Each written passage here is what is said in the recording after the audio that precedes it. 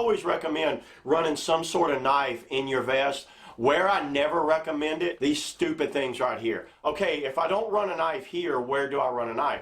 I run my knife right here. I don't know if you guys can see that in the video, but that's where I run my knife, and I also have it on a tether.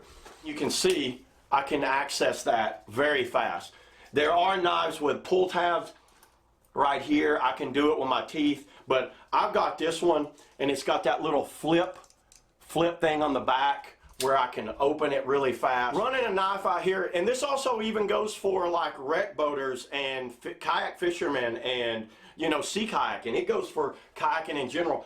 On my fishing vest, I actually have it stuck down in here, and I can pull that knife out really fast and flip it out. You want to continue to run that up there, you're just adding another snag hazard to your vest. Try to portage or carry boats or slide up over rocks or something with that knife up there. It's just constantly hanging. It ends up breaking. It ends up coming out. Leave in the comments where you run your knife and where you think people should run their knife. I'm going to keep running mine right here. Thanks a lot. Thanks for watching, and I will catch you guys next time.